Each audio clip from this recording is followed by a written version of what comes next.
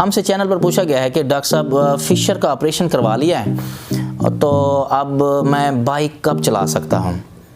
तो इस तरह से अगर हम क्वेश्चन को थोड़ा सा और चेंज कर लें कि ऑपरेशन करवा लिया है फिशर का तो इसके बाद ड्राइविंग कब कर सकते हैं आप।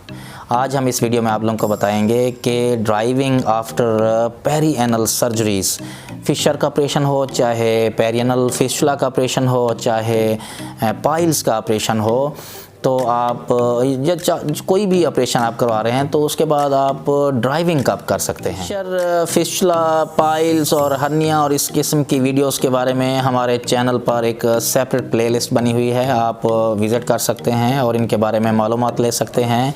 जहाँ तक ड्राइविंग का ताल्लुक़ है तो ये रिकमेंड किया जाता है कि जब भी ऑपरेशन हुआ होता है तो शुरू में तो ड्राइविंग नहीं कर सकते, तो वो क्या एक ख़ास पॉइंट है, कितने दिन हैं कि आपको ड्राइविंग नहीं करनी चाहिए।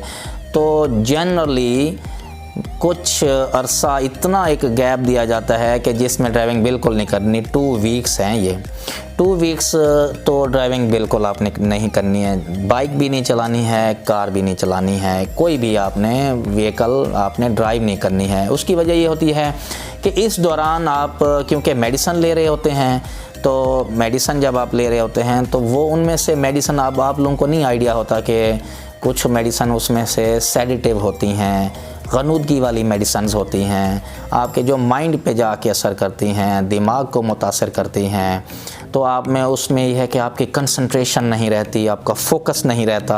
कोई भी मेडिसिन ले रहे होते हैं आपको नहीं, हर मेडिसिन को आपको साइड इफ़ेक्ट का नहीं पता होता। तो यूजुअली ये टाइम होता है 2 वीक्स तक तो आपने जो मेडिसिन लेनी होती है ना, मेन जो एक्यूट होती हैं, जो पेन किलर ज़्यादातर होती हैं, पेन किलर ज़्यादातर ये सेडेटिव्स होती हैं, गनूदगी वाली होती हैं और दिमाग पर एक्ट करने वाली मेडिसिन होती हैं। तो ज़्यादा से ज़्यादा आप मैक्सिमम इतने अरसे तक ये मेडिसिन आप ले रहे होते हैं, उसके बाद पेन जो है वो सेटल हो चुका होता है। शुरू में तो आप इंजेक्टेबल फॉर्म में ले रहे होते हैं जब आप हॉस्पिटल में होते हैं। हॉस्पिटल में जब तक एडमिशन रहता है उस वक्त भी आप इंजेक्टेबल मेडिसिन ले रहे होते हैं, इंजेक्शन मिल रहे होते हैं। फिर जब आपको छुट्टी दी जाती है तो आपको डिस्चार्ज कार्ड के ऊपर मेडिसिन जो लिख कर दी जाती हैं वो गोलियाँ होती हैं, टैबलेट्स होती हैं, ओरल फॉर्म में होती हैं। तो वो मेडिसिन आप मैक्सिमम इतना ही होता है, इससे ज़्यादा नहीं दी जाती। तो 2 वीक्स तक तो आपने बिल्कुल ड्राइविंग नहीं करनी है।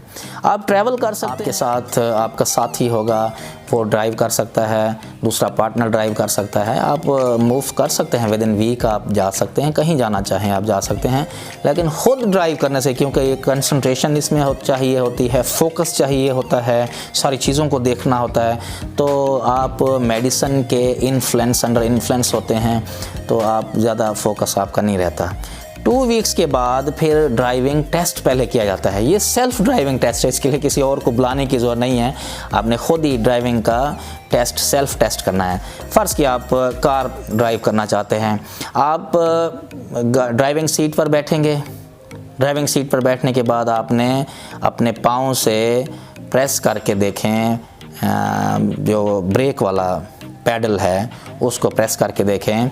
और if you don't feel any pain, आपको अगर पेन नहीं हो रहा, आप कंफर्टेबल अगर हैं प्रेस करते हुए, फिर तो आप ड्राइव कर सकते हैं। नहीं तो अगर तो पेन हो रहा है और कंफर्टेबल नहीं है, अभी आप में इतनी ताकत जान नहीं है, तो फिर आपको ना 1 दिन या 2 दिन अवॉइड करना चाहिए। फिर 2 दिन के बाद, 1 दिन के बाद आपने जैसे कंफर्टेबल होते हैं दोबारा आप सेल्फ ड्राइविंग का ये सेल्फ टेस्ट करें। उसमें फिर जब आप कंफर्टेबल हैं, पेन नहीं हो रहा, then you can drive your vehicle, car चला सकते हैं आप। इसी तरह जो हमारे व्यूअर्स ने पूछा है कि बाइक क्या है, बाइक का भी है कि 2 वीक्स तक वेट किया।